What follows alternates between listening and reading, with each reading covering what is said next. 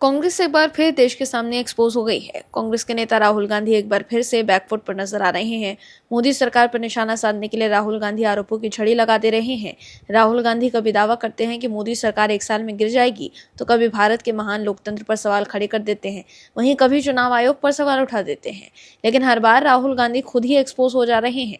देश देख रहा है कि किस तरह हर बार सुप्रीम कोर्ट में राहुल गांधी की पोल खुल रही है और इस बार भी राहुल गांधी को सुप्रीम कोर्ट से झटका लगा है।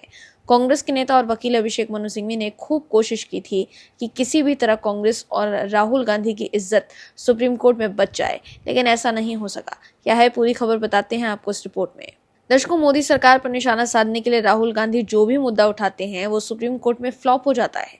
चौकीदार चोर है से लेकर चीन ने भारत की जमीन हड़प ली है तक के अलावा एसआईआर और वोट चोरी जैसे मुद्दों पर राहुल गांधी सुप्रीम कोर्ट में एक्सपोज हो चुके हैं। वहीं अब एक बार फिर राहुल गांधी को सुप्रीम कोर्ट से बड़ा झटका लगा है, जिसके बाद बीजेपी ने राहुल गांधी से माफी की मांग की है। दरअसल मध्य प्रदेश से कांग्रेस के राज्यसभा उम्मीदवार मीनाक्षी नटराजन को सुप्रीम कोर्ट से बड़ा झटका लगा है। शुक्रवार को सुप्रीम कोर्ट ने उनकी याचिका खारिज कर दी और साफ कहा कि ऐसे मामलों में सीधे आर्टिकल 32 के तहत सुप्रीम कोर्ट या आर्टिकल 2026 के तहत हाई कोर्ट हस्तक्षेप नहीं कर सकते। सुप्रीम कोर्ट की इस टिप्पणी के बाद कांग्रेस खेमे में निराशा साफ दिखाई दी, लेकिन सुनवाई के दौरान अदालत में जो बहस हुई उसने इस पूरे विवाद को और ज्यादा राजनीतिक और संवैधानिक बना दिया। वरिष्ठ अधिवक्ता अभिषेक मनु सिंघवी ने रिटर्निंग ऑफिसर की कार्यवाही को मनमाना बताते हुए अदालत के सामने कई सवाल खड़े किए। सिंघवी का कहना था कि अगर बिना तय कानूनी प्रक्रिया के किसी उम्मीदवार का नामांकन खारिज होने लगे तो चुनावों में लेवल प्लेइंग फील्ड खत्म हो जाएगी। वहीं दलील सुनवाई के दौरान सबसे ज्यादा चर्चा में ये रही। वहीं सुनवाई के दौरान सुप्रीम कोर्ट की बेंच ने यह भी स्पष्ट किया कि चुनाव प्रक्रिया शुरू हो जाने के बाद न्यायिक हस्तक्षेप सीमित हो जाता है। जस्टिस एएस चंदुरकर और जस्टिस प्रशांत मिश्रा की पीठ ने कहा कि चुनावी विवादों के समाधान के लिए कानून में अलग प्रक्रिया मौजूद है। दूसरी तरफ अभिषेक मनु सिंघवी लगातार ये साबित करने की कोशिश करते रहे कि मीनाक्षी नटराजन के खिलाफ जिस निजी शिकायत का हवाला देकर नामांकन खारिज किया गया उसमें अभी तक अदालत ने संज्ञान तक नहीं लिया था।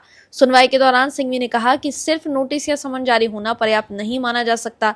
उन्होंने दलील दी कि representation of the people act की धारा 33A तभी लागू होती है जब किसी सक्षम अदालत द्वारा आरोप तय किए जा चुके हों। लेकिन शीर्ष अदालत में सिंघवी की दाल नहीं गली और सुप्रीम कोर्ट ने ये कहते हुए याचिका खारिज कर दी कि चुनाव प्रक्रिया में इस स्तर पर संवैधानिक अदालतों का दखल सीमित होता है। वहीं इससे पहले इस मामले को लेकर राहुल गांधी ने चुनाव आयोग पर निशाना साधा था। राहुल गांधी ने गुरुवार को आरोप लगाया था कि वोट और सरकार की चोरी करने के बाद बीजेपी अब राज्यसभा चुनावों में सीटें चोरी से भी शामिल है। राहुल गांधी का कहना है कि सत्ताधारी दल और चुनाव आयोग के बीच की मिलीभगत ने चुनाव शुरू होने से पहले ही मुकाबले को खत्म कर दिया।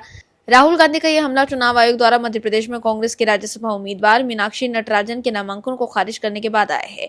लेकिन अब सुप्रीम कोर्ट द्वारा मीनाक्षी नटराजन की याचिका खारिज करने के बाद बीजेपी प्रवक्ता प्रदीप भंडारी ने एक्स पर लिखा कि सुप्रीम कोर्ट द्वारा मीनाक्षी नटराजन की याचिका खारिज किए जाने के बाद राहुल गांधी को भारत की जनता से माफी मांगनी चाहिए।